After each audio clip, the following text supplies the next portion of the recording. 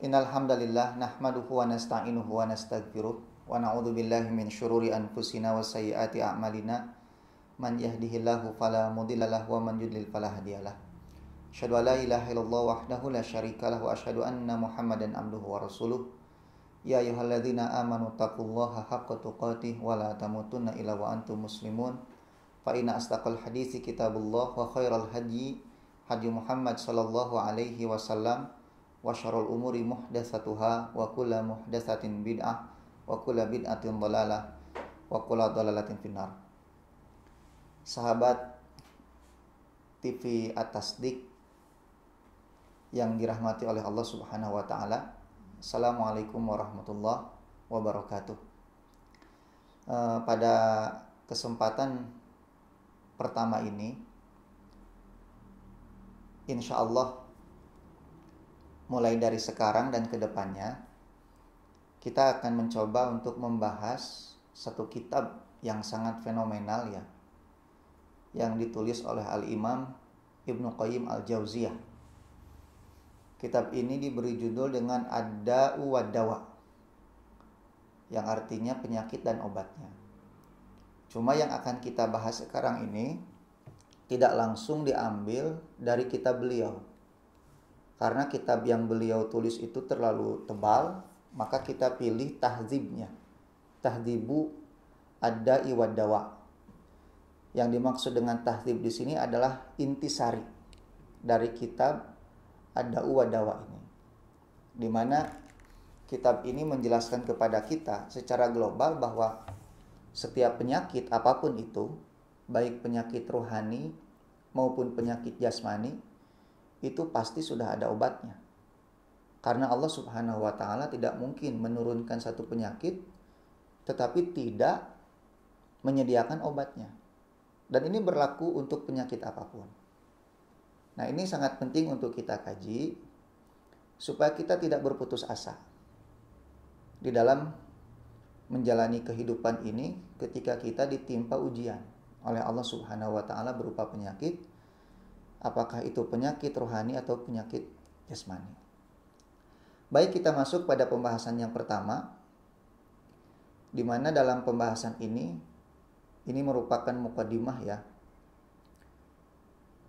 Jadi ada seseorang yang bertanya kepada Al-Imam Ibnu Qayyim, meminta jawaban. Bismillahirrahmanirrahim, dengan menyebut nama Allah yang Maha Pengasih lagi Maha Penyayang. Wala haula wala quwata illa billahil aliyyil azim. Tidak ada daya dan upaya kecuali dengan pertolongan Allah yang Maha Tinggi dan Maha Agung. Ada seseorang berkata kepada Al-Imam Ibnu Qayyim, "Ma taqulu sadatul ulama a'imatuddin radhiyallahu anhum ajmain fi rajulin ubtuliya bibaliyah." Apa yang dikatakan katanya oleh para ulama dan pemimpin agama seluruhnya tentang seseorang yang diuji oleh satu ujian. Wa alima annaha in istamarrat bihi afsadat alaihi dunyahu wa akhiratahu. Di mana orang ini tahu apabila ujian ini terus-menerus berlanjut, berkesinambungan, bisa merusak dunia dan akhiratnya. Wa qad ijtahada fi daf'iha. Sedangkan orang ini sudah berusaha mengerahkan kemampuan untuk menolak ujian ini, melawan ujian ini an nafsihi, dari dirinya, bikulli tariqin, dengan banyak cara, dengan segala cara. Fama tazdad ila tawaqqudan wa syiddatan. Tetapi ternyata ujian itu, musibah itu malah bertambah-tambah. Artinya apa? Memang ada orang-orang seperti ini. Ketika orang ditimpa musibah, dia berusaha untuk keluar dari musibah itu dengan berbagai cara, apakah berobat atau bahkan berdoa. Tetapi dia rasakan ternyata musibah itu bukannya mereda, tetapi malah bertambah parah. Banyak orang mengalami seperti itu. Bahkan mungkin di antaranya kita. Bahkan kondisi seperti itu seringkali membuat kita menjadi suudzon kan kepada Allah. Kok bisa seperti ini? Kita sudah berusaha, kita sudah berdoa, ikhtiar, tawakal, tapi kita tidak melihat adanya perbaikan dari musibah itu. Bahkan terkadang musibah itu malah bertambah-tambah. Gitu. Sering orang mengalami hal ini dan merasa sedih. Dan kesedihan ini seringkali dimanfaatkan oleh setan.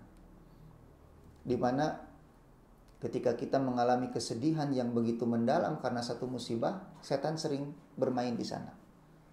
Menghembuskan was-was sehingga kita berputus asa dari rahmat Allah Subhanahu wa taala. Orang kalau sudah putus asa, dia akan suudzon kepada Allah. Bahkan lebih parah, dia akan meninggalkan doa misalnya, meninggalkan ikhtiar, dan lebih parah lagi dia menyalahkan takdir Allah Subhanahu wa taala. Itu tipu daya setan. Makanya orang ini bertanya gitu kepada Al-Imam Ibnu Qayyim. Faman hilatu fi daf'iha. Jadi apa yang harus dilakukan untuk terbebas gitu ya, terhindar dari ini semua? Wa mattariq ila kashfiha. Apa jalan untuk menyingkapkan, menghilangkan baliyah ini? Farahimallahu man a'ana mubtalan. Semoga Allah menolong orang-orang yang sedang ditimpa musibah. Kemudian dia membacakan satu hadis, wallahu fi aunil abdi makanal abdu fi auni akhi.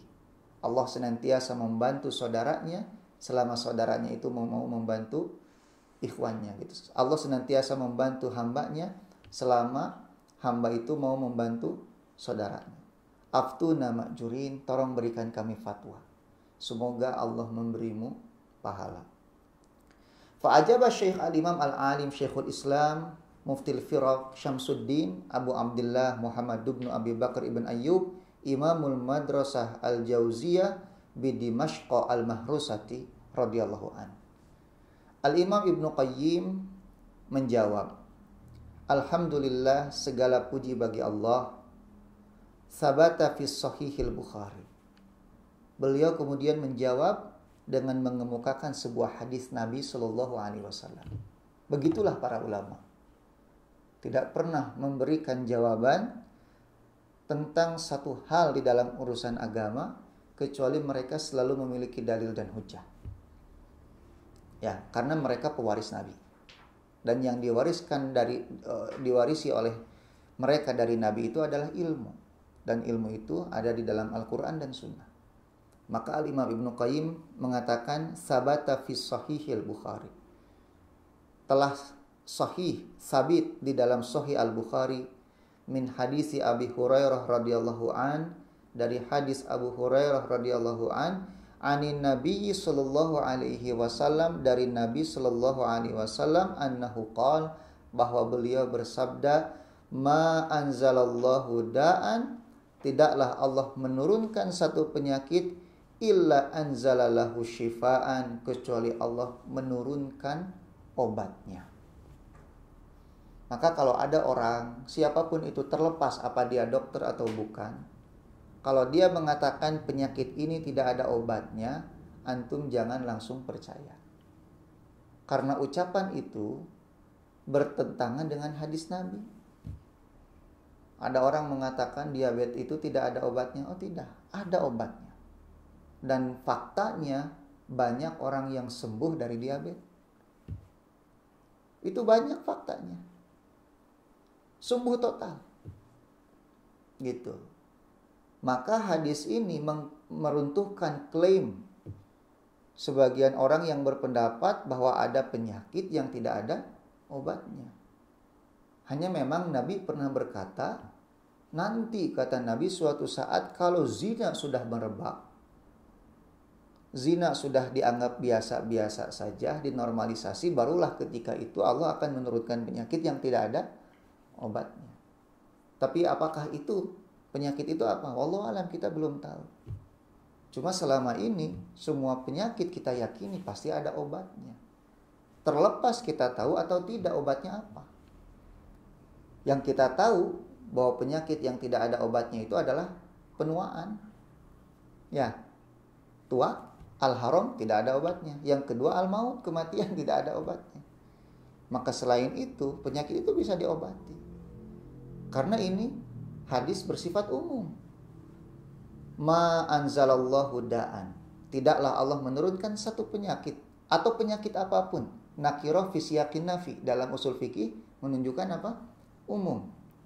Illa kecuali anzalalahu syifa. Allah akan menurunkan obat untuk penyakit itu. Tinggal bagaimana kita meneliti. Obat untuk penyakit ini apa? Gitu. Kemudian kata Imam Ibnu Qayyim dalam Sahih Muslim dari hadis Jabir Ibn Abdullah qala Rasulullah sallallahu alaihi wasallam likulli da'in dawa. Setiap penyakit ada obatnya. Fa idza usiba dawa'ud da'i, apabila obatnya itu cocok dengan penyakit itu, baro'a, maka bisa sembuh. Tetapi ingat, biidnillah, dengan izin Allah subhanahu wa ta'ala. Jadi yang menyembuhkan itu bukan apa? Obat. Bukan juga dokter. Dokter, obat hanya sebab di antara sebab-sebab kesembuhan. Adapun yang menyembuhkan itu adalah Allah. Maka salah satu nama Allah adalah Asy-Syafi. Allahumma Rabbanas adhibil ba'sa ishfi anta asy-Syafi. La shifaa'a illa shifaa'uka shifaa'an la yugadiru saqama. Gitu. Ini menunjukkan terkadang orang sudah menempuh sebab-sebab yang diperintahkan. Tapi ternyata kesembuhan itu tidak nampak. Kenapa? Sekali lagi, yang menyembuhkan bukan sebab, tetapi izin Allah subhanahu wa ta'ala. Sebab-sebab itu bisa terhenti ketika Allah tidak mengizinkan. Bahkan ketika sebabnya tidak diambil, kalau Allah mengizinkan sembuh, bisa sembuh. Karena kekuasaan Allah itu melampaui sunatul qaul, melampaui sunnah-sunnah alam, melampaui sebab. Api itu seharusnya membakar, betul tidak? Tapi Ibrahim ketika dibakar tidak merasakan panas sedikit pun. Nah, ini kalau Allah sudah berkehendak dengan kuasanya, kun fayakun. Nah, tetapi hadis ini mengajarkan kepada kita bahwa setiap penyakit ada obatnya, dan apabila obatnya cocok, itu bisa sembuh, tapi ingat, dengan izin Allah subhanahu wa ta'ala. Di dalam Musnad Imam Ahmad, kata Imam Ibnu Qayyim, dari hadis Usamah ibn Syarik, dari Nabi sallallahu alaihi wasallam, beliau bersabda, innallaha lam yunzil da'an. Allah tidak menurunkan satu penyakit illa anzalalahu syifaan, kecuali Allah menurunkan untuk penyakit itu obat. Alimahu man alimahu, maka orang yang mengetahui pasti tahu. Wa jahilahu man jahilahu, orang yang bodoh yang enggak tahu. Kadang kita terkena penyakit atau keluarga kita terkena penyakit, kita panik karena kita tidak tahu cara mengobatinya seperti apa. Tapi bagi mereka yang punya ilmunya, punya pengalaman di dalam masalah itu, biasa saja. Karena mereka tahu antisipasi dan obatnya seperti apa. Nah, inilah pentingnya kita rujuk kepada ahli ilmu di dalam hal ini. Jangan sok tahu, sok you know, gitu ya. Karena di antara hal yang menghancurkan kehidupan ini adalah nisfu tabib, gitu ya, setengah dokter. Itu menghancurkan kesehatan. Dan yang menghancurkan ilmu nisful alim, setengah alim, gitu. Makanya kalau mau jadi jangan setengah-setengah. Kalau mau jadi alim dalam satu urusan tertentu, maka alimlah di dalam urusan itu, gitu. Jangan setengah alim. Kalau mau jadi dokter, jadi tabib, jadi sinseh, jangan setengah-setengah, gitu. Jadi alimahu man alimahu wa jahilahu man jahilahu. Nah, kemudian Imam Ibnu Qayyim mengomentari wa hada ya ummu adwa al-qalbi war-ruh. Hadis-hadis ini bersifat umum. Berbicara tentang obat hati, war-ruh, obat ruh, wal badan, dan juga obat fisik badan. Penyakit hati, ruh dan badan, wa adwiyataha, dan obatnya. Gitu ya. Jadi tidak hanya terfokus kepada penyakit-penyakit fisiologi atau fisik, tetapi penyakit psikologi, rohani, itu tercakup juga di dalam keumuman hadis-hadis yang disebutkan oleh Al-Imam Ibnu Qayyim di dalam kitab ini. Maka beliau mengatakan waqad ja'ala Nabi sallallahu alaihi wasallam al-jahla da'an. Bahkan Nabi sudah menetapkan obat bagi kebodohan. Tuh, bodoh itu penyakit berarti. Ya, itu bodoh itu penyakit. Dan penyakit karena bodoh itu penyakit, maka ada obatnya. Apa obat kebodohan? Wa ja'ala dawa'ahu su'alal ulama. Dan Nabi menetapkan bahwa obat bagi kebodohan itu adalah bertanya kepada ahli ilmu. Nah, mungkin ini sebagai muqaddimah bahwa kitab beliau Ada wa Dawa ini ditulis karena pertanyaan seseorang yang memang sedang ditimpa kegelisahan lah, kegalauan. Tentang seseorang yang ditimpa musibah atau ujian.